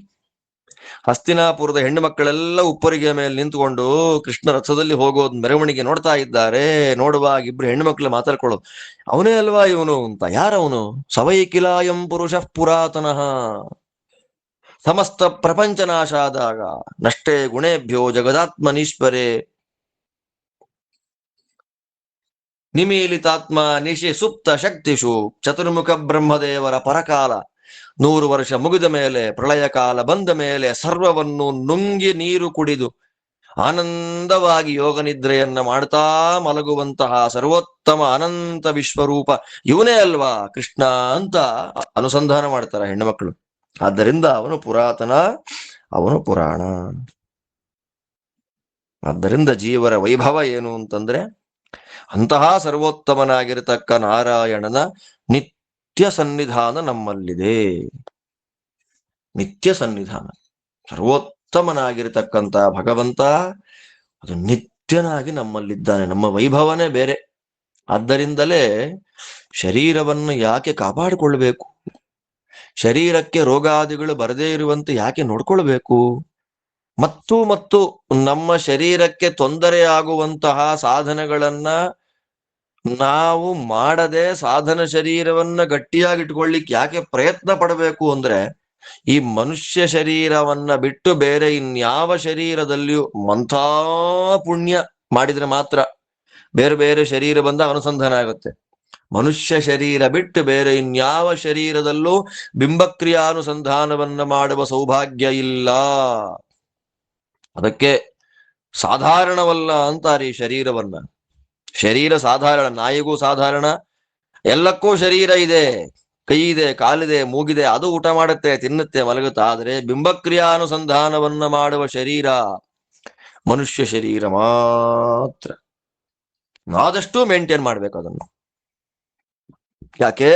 ಬಿಂಬ ಒಳಗಿದ್ದೇನೆ ಅಂತ ವಿವೇಕ ಕೊಡುವಂತಹ ಶರೀರ, ವಿವೇಕ ಬರುವಂತಹ ಶರೀರ, ಅದಕ್ಕೆ ತಕ್ಕ ಸಾಧನೆಯನ್ನ ಮಾಡ್ಲಿಕ್ಕೆ ಅನುಕೂಲವಾಗುವ ಶರೀರ ಮನುಷ್ಯ ಶರೀರ. ಆದ್ದರಿಂದ ಅನುಸಂಧಾನ ಮಾಡಬೇಕು. ಅದನ್ನು ಚೆನ್ನಾಗಿ ಮೇಂಟೈನ್ ಮಾಡಿ ಉಳಿಸಿಕೊಂಡು ಹೋಗುವಂತಹ ಪ್ರಯತ್ನವನ್ನ ನಾವು ಮಾಡಬೇಕು. ಅದ್ರ ಮೇಲೆ ಭಗವಂತ ನಿಶ್ಚಯ. ಇಷ್ಟಾದ ಮೇಲೆ ಮತ್ತೆ ಕ್ವಶನ್ ಕೇಳ್ತಾನೆ. ಅದಕ್ಕೆ ಮತ್ತೆ ವೇದಾವಿನಾಶಿನಂ ನಿತ್ಯಂ ಅಂತ. ಆದ್ರಿಂದ ಗೀತೆ ಅಷ್ಟು ಸುಲಭಕ್ಕೆ ಒಳಗೆ ಹೋಗೋದಿಲ್ಲ. 2 ಶ್ಲೋಕ ಸಾಕಿವತ್ತಿಷ್ಟು. ಇನ್ನು ಉಳಿದ ಗೀತಾ ಭಾಗವನ್ನ ವೇದಾಶಿನಾಶಿನಂ ನಿತ್ಯಂ ಯಯೇನ ಮಜಮವ್ಯಯಂ ಕಥಂ ಸ ಪುರುಷ ಪಾರ್ಥಾಕಂ ಘಾತಯತಿ ಹಂತಿಕಂ ಅನ್ನುವಂತಹ ತತ್ವವನ್ನ ಅಲ್ಲಿ ಮತ್ತೆ 21ನೇ ಶ್ಲೋಕದಲ್ಲಿ ಭಗವಂತ ಹೇಳ್ತಾನೆ. ಆ ಭಾಗವನ್ನ ಮತ್ತೆ ನಾಳೆ ಅನುಸಂಧಾನ ಮಾಡೋಣ ಅಂತ ಹೇಳ್ತಾ, ಶ್ರೀಮಠ್ ಟೀಕಾಕೃತ್ಪಾದರ ಉತ್ತರಾರಾಧನೆಯ ವಿಶೇಷವಾಗಿರ್ತಕ್ಕಂತಹ ಪರ್ವಕಾಲ ಮಹಾನುಭಾವರು ಆಚಾರ್ಯರ ತತ್ವ ಸಿದ್ಧಾಂತವನ್ನ ನಮ್ಮೆಲ್ಲರಿಗೆ ಅರ್ಥ ಮಾಡಿಸುವಂತೆ ವಿಶಿಷ್ಟವಾಗಿರ್ತಕ್ಕಂತಹ ಗ್ರಂಥ ರಚನೆಯನ್ನ ಮಾಡಿಕೊಟ್ಟಂತಹ ಮಹಾನುಭಾವರು. ದೇವರಿಗೆ ನಮಸ್ಕಾರ ಮಾಡಬೇಕು ಅಂತಂದಾಗ ನಾವು ನಿತ್ಯ ನಮಸ್ಕಾರ ಮಾಡ್ತೀವ್ರಿ. ನಿನ್ನೆ ಪ್ರವಚನ ಅದೇ ಮಾಡಿದ್ದು ನಾನು. ಟೀಕಾಕೃತ್ಪಾದರು ಹೇಳ್ತಾರೆ, ದೇವರಿಗೆ ನಮಸ್ಕಾರ ಅಂತನ್ನೋದು ಒಂದು ವ್ಯಸನ, ಚಟ ಅಂತ ಆಗ್ಬಿಡ್ಬಾರ್ದು. ಮಹಿ ದೇವತಾ ವಂದನಂ ವ್ಯಸನಿತಯ ಕ್ರಿಯತೆ. ಟೀಕಾಕೃತ್ಪಾದರು ನ್ಯಾಯಸುಧಾ ಗ್ರಂಥದಲ್ಲಿ ನಮಗೆ ತೋರಿಸಿಕೊಟ್ಟಂತ ದೊಡ್ಡ ತತ್ವ, ಸಂದೇಶ, ಉಪದೇಶ ಅದು. ದೇವತಾ ವಂದನವನ್ನ ವ್ಯಸನವನ್ನಾಗಿ ಮಾಡಿಕೊಳ್ಳಬಾರದು, ಚಟ ಅಲ್ಲ ಅದು. ಏನೋ ಮಠಕ್ಕೆ ಹೋದೆ, ದೇವಸ್ಥಾನಕ್ಕೆ ಹೋದೆ, ಗುಡಿಗೆ ಹೋದೆ, ದೇವ್ರ ಮನೇಲಿ ಕೈ ಮುಗಿದೆ, ಅಲ್ಲ ಅಲ್ಲ ಅಲ್ಲ. ವಂದನಂಕಲು ಭಕ್ತ್ಯಾದ್ಯುಪೇತಮೇವ ಸಫಲಂ ಅಂತಾರೆ ಟೀಕಾಕೃತ್ಪಾದರು. ನಮಸ್ಕಾರ ಅಂತ ಮಾಡುವಾಗ ಭಕ್ತ್ಯಾದಿಗಳಿಂದ ಕೂಡಿದ ನಮಸ್ಕಾರವೇ ಸಫಲವಾಗುತ್ತೆ. ವಂದನಂಕಲು ಭಕ್ತ್ಯಾದಿ ಉಪೇತಮೇವ ಸಫಲಂ. ಯಾವುದೋ ಕ್ಷೇತ್ರಗಳಿಗೆ ಹೋದ್ವಿ, ದೇವಸ್ಥಾನಗಳಿಗೆ ಹೋದ್ವಿ, ಅಥವಾ ನಾರಾಯಣನಿಗೆ ನಮಸ್ಕಾರ ಅಂತಂದ್ವಿ, ನಾರಾಯಣನಿಗೆ ನಮಸ್ಕಾರ ಅಂತ ಬಾಯಲ್ಲಿ ಬಂತು. ಟೀಕಾಕೃತ್ಪಾದರಂತಾರೆ, ನಾರಾಯಣ ಅಂತ ಶಬ್ದ ಬಾಯಲ್ಲಿ ಬಂತಲ್ಲಪ್ಪ, ಆ ನಾರಾಯಣ ಶಬ್ದದ ಅರ್ಥ ನಿನಗೇನಾದ್ರೂ ಗೊತ್ತಾಯ್ತಾ? ಅವನು ಯಾವನು ಪಕ್ಕದಲ್ಲಿ ನಾರಾಯಣ ಅಂದ, ನೀ ನಾರಾಯಣ ಅಂದೆ ಅಲ್ಲ. ನಾರಾಯಣಾದಿ ಶಬ್ದ ಡಿಚ್ಛವತ್ನ ಸಾಂಕೇತಿಕ, ಅವರದ್ದೇ ಮಾತು, ಸಂಕೇತ ಅಲ್ಲ ಅದು. ಅವ್ನು ಯಾವುದೋ ಒಂದು ವಸ್ತುವನ್ನ ಇಂಡಿಕೇಟ್ ಮಾಡ್ಲಿಕ್ಕೆ ಯಾವುದೋ ಒಂದು ಹೆಸರು ಕೊಟ್ಟಿರ್ತಾರೆ ಶಾಸ್ತ್ರದಲ್ಲಿ, XYZ ಅಂತ. ಹಾಗೆ ಭಗವಂತನನ್ನ ನಾರಾಯಣ ಅಂತ ಕರೆದಿರೋದಲ್ಲ. ಅವನನ್ನ ನಾರಾಯಣ ಅಂತ ಯಾಕೆ ಕರೆದಿದ್ದಾರೆ, ಸ್ಪೆಸಿಫೈ ಯಾಕೆ ಮಾಡಿದ್ದಾರೆ ನಾರಾಯಣ ಅಂತ? ಅರ ಅಂದ್ರೆ ದೋಷಗಳು, ಅಯನ ಅಂದ್ರೆ ಆಶ್ರಯ, ದೋಷಗಳಿಗೆ ಆಶ್ರಯನಾಗೋದಿಲ್ಲ, ಆದ್ದರಿಂದ ನಾರಾಯಣ. ನಾರಾ ಅಂದ್ರೆ ಮಹಾಲಕ್ಷ್ಮಿ, ಅವಳಿಗೆ ಆಶ್ರಯನಾದ್ದರಿಂದ ನಾರಾಯಣ. ನಾರ ಅಂದ್ರೆ ವಾಯುದೇವರು, ಅವರಿಗೆ ಆಶ್ರಯನಾದ್ದರಿಂದ ನಾರಾಯಣ. ನಾರ ಅಂದ್ರೆ ಅನಂತ ಜೀವ ಸಮುದಾಯಗಳು, ಅವಕ್ಕೆ ಆಶ್ರಯನಾದ್ದರಿಂದ ನಾರಾಯಣ. ನಾರ ಅಂದ್ರೆ ಜೀವರು ಮಾಡುವ ಅನಂತ ಕರ್ಮಗಳು, ಆ ಅನಂತ ಕರ್ಮಗಳಿಗೆ ಅನುಗುಣವಾಗಿ ಅನಂತ ದೇಹಗಳನ್ನ ಕೊಟ್ಟು ಅವರನ್ನ ಸಂಸಾರದಲ್ಲಿ ಇಡ್ತಾನೆ, ಆದ್ದರಿಂದ ನಾರಾಯಣ. ನಾರ ಅಂದ್ರೆ ಪರಿಶುದ್ಧವಾದ ಶಾಸ್ತ್ರ, ಅಂತಹ ಪರಿಶುದ್ಧವಾಗಿರತಕ್ಕ ಶಾಸ್ತ್ರಗಳಿಗೆ ಪ್ರತಿಪಾದ್ಯನಾಗಿ ನಿಂತಿದ್ದಾನೆ, ಆದ್ದರಿಂದ ನಾರಾಯಣ. ನಾರ ಅಂದ್ರೆ ನೀರು, ಅಂತಹ ನೀರಿನ ಮಧ್ಯದಲ್ಲಿ ಕ್ಷೀರ ಸಮುದ್ರಶಾಹಿಯಾಗಿ ಮಲಗಿ ಶ್ವೇತದ್ವೀಪದಲ್ಲಿ ಎಲ್ಲ ಮುಕ್ತರಿಂದ ಸೇವ್ಯನಾದ ಪರ್ಯಂಕ ಬ್ರಹ್ಮನಾಗಿದ್ದಾನೆ, ಆದ್ದರಿಂದ ನಾರಾಯಣ ಅಂತ. ಆ ನಾರಾಯಣ ಶಬ್ದದ ಯಥಾಯೋಗ್ಯವಾದ ಅರ್ಥವನ್ನ ತಿಳ್ಕೊಂಡು ನಮಸ್ಕಾರ ಮಾಡ್ಬೇಕು, ಅದು ಭಕ್ತಿಯಿಂದ ಮಾಡ್ಬೇಕು. ಎಂಥ ಗುಣಗಳಪ್ಪ ದೇವರದ್ದು! ಅಂತಹ ಸ್ವಾಮಿ ನನ್ನ ಕಣ್ಣೆದುರಿಗಿರುವಂತಹ ಈ ಇಷ್ಟುದ್ದ ಇರುವಂತಹ ಕಲ್ಲಿದ್ದೋ, ಮಣ್ಣಿದ್ದೋ, ಬಂಗಾರದ್ದೋ, ಬೆಳ್ಳಿದೋ, ಪಂಚಲೋಹದ್ದೋ ಆ ಪ್ರತಿಮೆಯ ಒಳಗೆ ಸನ್ನಿಹಿತನಾಗಿ ನಮಗೆ ಅನುಗ್ರಹ ಮಾಡ್ತಾ ಇದ್ದಾನಲ್ಲ, ಎಷ್ಟು ಕೃಪೆ ಅವನದ್ದು, ಎಷ್ಟು ದಯ ಅವನದ್ದು ಅಂತ ಹೇಳಿ ಸಾಷ್ಟಾಂಗವೋ ಪಂಚಾಂಗವೋ ನಮಸ್ಕಾರ ಮಾಡೋದನ್ನ ವಂದನ ಅಂತ ಕರೀತಾರೆ. ಅಂತಹ ವಂದನೆಗೆ ಫಲ. ನಹಿ ದೇವತಾ ವಂದನಂ ವ್ಯಸನಿತಯ ಕ್ರಿಯತೆ. ಒಂದು, ದೇವರ ನಮಸ್ಕಾರ ಚಟ ಆಗಬಾರ್ದು, ಮಾಡುವ ನಮಸ್ಕಾರ ಭಕ್ತ್ಯಾದಿಗಳಿಂದ ಕೂಡಿರ್ಬೇಕು. ಶ್ರೀಮದ್ ಟೀಕಾಕೃತ್ಪಾದರು ಕೊಡುವ ದೊಡ್ಡ ಸಂದೇಶ ಇದು. ಇಡೀ ಸುಧಾದಲ್ಲಿ ಆಚಾರ್ಯರು ಯಾಕೆ ನಾರಾಯಣಂ ನಿಖಿಲ ಪೂರ್ಣ ಗುಣೈಕ ದೇಹಂ ನಿರ್ದೋಷಂ ಆಪ್ಯತಮಂ ಅಪ್ಯ ಕಿಲೇಸ್ವಾಕ್ಯ ರಸ್ಯೋದ್ಭವಾದಿದಮಶೇಷ ವಿಶೇಷತೋಪಿ ವಂದ್ಯಂ ಸದಾ ಪ್ರಿಯತಮಂ ಮಮ ಸನ್ನಮಾಮಿ ಅಂತ ಯಾಕೆ ನಮಸ್ಕಾರ ಮಾಡ್ತಾರೆ ಅಂದ್ರೆ, ಅದಕ್ಕೆ ನಮಸ್ಕಾರ, ವಂದನ ಅನ್ನೋದಕ್ಕೆ ಟೀಕಾಕೃತ್ಪಾದರು ತೋರಿಸಿಕೊಡುವ ವಿಶ್ವರೂಪ ದರ್ಶನ ಇದು. ನಾನು ಹೇಳಿದ ಸ್ವಲ್ಪ ಹೇಳಬೇಕಾದ ತುಂಬಾ. ಅಂತಹ ಮಹಾನುಭಾವರಾದ ಶ್ರೀಮದ್ ಟೀಕಾಕೃತ್ಪಾದರು ಆನಂದ ತೀರ್ಥ ಭಗವತ್ಪಾದಾಚಾರ್ಯರು ತಮ್ಮ ಸಮಗ್ರ ಸರ್ವಮೂಲ ಗ್ರಂಥಗಳಲ್ಲಿ ಒಂದು ನಿಧಿಯನ್ನ ಮುಚ್ಚಿಟ್ಟು ಬಿಟ್ಟಿದ್ದಾರೆ. ಆ ನಿಧಿ ಯಾವುದು ಅಂದ್ರೆ ನಾರಾಯಣ ಅನ್ನುವ ನಿಧಿ. ಆನಂದ ತೀರ್ಥೋಪದಿಷ್ಟೋ ನಿಧಿ ನಾರಾಯಣ ಹ್ವಯ. ನಾರಾಯಣ ಎನ್ನುವ ನಿಧಿಯನ್ನ ಆಚಾರ್ಯರು ಇಟ್ಟಿದ್ದಾರೆ. ಆ ನಿಧಿಯನ್ನ ಜಗತ್ತಿಗೆ ತೋರಿಸಿಕೊಟ್ಟಂತಹ ಮಹಾನುಭಾವರು ಶ್ರೀಮದ್ ಟೀಕಾಕೃತ್ಪಾದರು. ಪ್ರದರ್ಶಿತೋ ಏನ ಸಮ್ಯಕ್ ಜಯತೀರ್ಥಂ ತಮಾಶ್ರಯ. ಚೆನ್ನಾಗಿ ನಾರಾಯಣನೆನ್ನುವ ನಿಧಿ ಸರ್ವಮೂಲ ಗ್ರಂಥಗಳಲ್ಲಿ ಹುದುಗಿದ್ದನ್ನ ತೆಗೆದಿಟ್ಟು ನಮ್ಮ ಮುಂದೆ ದರ್ಶನ ಮಾಡಿಸಿದ ಮಹಾನುಭಾವರು. ಮಿಥ್ಯಾ ಸಿದ್ಧಾಂತಗಳೆನ್ನುವ ಕತ್ತಲನ್ನ ನಾಶ ಮಾಡಿದ ಜಯಾರ್ಯರು ಭಾಸತಾನ್ನೋ ಹೃದಂಬರೆ, ನಮ್ಮ ಹೃದಯ ಕಮಲದಲ್ಲಿ ನಿರಂತರವಾಗಿ ವಾಸ ಮಾಡ್ತಾ ಇರ್ಲಿ. ಯಸ್ಯವಾಕ್ ಕಾಮಧೇನುರ್ನಃ, ಯಾರ ಮಾತುಗಳೇ ಕಾಮಧೇನುಗಳಂತೆ ನಮಗೆ ಕೇಳಿದ ಅರ್ಥಗಳನ್ನೆಲ್ಲ ಕೊಟ್ಟು ಬಿಡುತ್ತೋ ಅಂತಹ ಕಾಮಬಾಣವನ್ನ ನಾಶ ಮಾಡಿದ ವೈರಾಗ್ಯ ಶಿಖಾಮಣಿಗಳಾಗಿರತಕ್ಕ ಶ್ರೀಮದ್ ಟೀಕಾಕೃತ್ಪಾದರ ವಿಶೇಷ ಅನುಗ್ರಹ ನಮ್ಮೇಲಾಗಲಿ ಅಂತ ಎಲ್ಲ ಮಹಾನುಭಾವರುಗಳು ಆ ಮಹಾನುಭಾವರನ್ನ ಸ್ತೋತ್ರ ಮಾಡಿದ್ದಾರೆ. ಅಂತಹ ಶ್ರೀಮದ್ ಟೀಕಾಕೃತ್ಪಾದರ ಉತ್ತರಾರಾಧನೆಯ ಪರ್ವಕಾಲದಲ್ಲಿ ಅವರೇ ಇಂದ್ರನಾಗಿ ವಿಶೇಷವಾಗಿ ಗೀತಾ ಶ್ರವಣ ಮಾಡ್ತಾರೆ. ಅವರೇ ಟೀಕಾಕೃತ್ಪಾದರಾಗಿ ತಾವು ಶ್ರವಣ ಮಾಡಿದ ತಮ್ಮ ಜೊತೆಯಲ್ಲೇ ತಮಗಿಂತ ಉತ್ತಮವಾಗಿ ಅಧಿಕವಾಗಿ ಅನಂತಾರ್ಥಗಳಿಂದ ಕೂಡಿ ಗೀತೆಯನ್ನ ಭಗವಂತನ ಬಾಯಲ್ಲಿ ಕೇಳಿದ ಹನುಮದ್ ರೂಪದ ಆನಂದ ತೀರ್ಥ ಭಗವತ್ಪಾದಾಚಾರ್ಯರು ಬರೆದ ಭಾಷ್ಯ ತಾತ್ಪರ್ಯಗಳಿಗೆ ಅದೇ ಇಂದ್ರನೇ ಟೀಕಾರಾಯರಾಗ ಅವತಾರ ಮಾಡಿ ಪ್ರಮೇಯ ದೀಪಿಕಾ, ನ್ಯಾಯ ದೀಪಿಕಾ ಮೊದಲಾದ ಟೀಕಾಗಳನ್ನ ಬರೆದು ತಾನು ಕೇಳಿದ ವಿಷಯವನ್ನ ಆಚಾರ್ಯರ ಮೂಲಕ ತಾನೇ ಅರ್ಥ ಮಾಡಿಸುವಂತ ವೈಭವ ಅದು ಗೀತಾ, ಗೀತಾ ಭಾಷ್ಯ, ಗೀತಾ ಭಾಷ್ಯ ಟೀಕಾ, ಗೀತಾ, ಗೀತಾ ತಾತ್ಪರ್ಯ, ಗೀತಾ ತಾತ್ಪರ್ಯ ಟೀಕಾಗಳಲ್ಲಿ ಅಡಗಿದೆ ಎನ್ನುವ ತತ್ವ ನಮಗೆ ಗೊತ್ತಾದಾಗ ಟೀಕಾಕೃತ್ಪಾದರ ಉಪಕಾರ ಸ್ಮರಣೆ ನಮಗಾಗತ್ತೆ. ಅಂಥ ಮಹಾನುಭಾವರಿಲ್ಲದೆ, ಅವರ ಉಪಕಾರ ಇಲ್ಲದೆ, ಅವರ ಅನುಗ್ರಹ ಇಲ್ಲದೆ ಶಾಸ್ತ್ರದ ಒಳಗೆ ನಮಗೆ ಪ್ರವೇಶ ಇಲ್ಲವೇ ಇಲ್ಲ ಅನ್ನುವಂತ ಭಾವ ಬರುತ್ತೆ. ಯಾವಾಗಾದ್ರೂ ಒಂದ್ಸಲ ನಮಗೆ ಟೀಕಾಕೃತ್ಪಾದರ ಯಾವುದಾದ್ರೂ ಒಂದು ವಿಷಯಗಳ ಜ್ಞಾನ, ಪ್ರಮೇಯ ಅರ್ಥ ಆಗಿಸುವಂತಹ ಕರುಣೆ ನೀವು ಮಾಡ್ರಿ ಅಂತ ಪ್ರಾರ್ಥನೆ ಬಾಯಲ್ಲಿ ಬರುತ್ತೆ. ಅಂತಹ ಸಾಧನ ನಮ್ಮಿಂದ ನಡೆಯಲಿ. ಶ್ರೀಮಠ್ ಟೀಕಾಕೃತ್ಪಾದರ ಸಮಸ್ತ ಗುರುಗಳ ಅಂತರ್ಯಾಮಿಗಳಾದ ಶ್ರೀಮಠ್ ಟೀಕಾಕೃತ್ಪಾದರ ಅವರಂತರ್ಯಾಮಿಯಾಗಿರತಕ್ಕಂತಹ ಆಚಾರ್ಯರ ಅವರಂತರ್ಯಾಮಿಯಾದ ವೇದವ್ಯಾಸ ಕೃಷ್ಣರ ಪರಮಾನುಗ್ರಹ ನಮ್ಮ ಮೇಲಾಗಲಿ ಅಂತ ಉತ್ತರಾರಾಧನೆಯ ಪರ್ವಕಾಲದಲ್ಲಿ ಭಕ್ತಿಯಿಂದ ಸ್ಮರಣೆ ಮಾಡ್ಕೊಳ್ತಾ ಇವತ್ತಿನ ಗೀತಾರ್ಥ ಚಿಂತನೆಯನ್ನ ಮುಗಿಸ್ತಾ ಇದ್ದೇನೆ. ಮತ್ತೆ ನಾಳೆ ಭಾರತ ಪಾಠದಲ್ಲಿ ಗೀತಾರ್ಥ ಚಿಂತನೆಯನ್ನ ಮಾಡೋಣ ಅಂತ ಹೇಳ್ತಾ ನಿಮ್ಮೆಲ್ಲರಿಗೂ ಭಗವಂತ ಒಳ್ಳೆಯದು ಮಾಡಲಿ. ಶ್ರೀಕೃಷ್ಣಾರ್ಪಣಮಸ್ತು.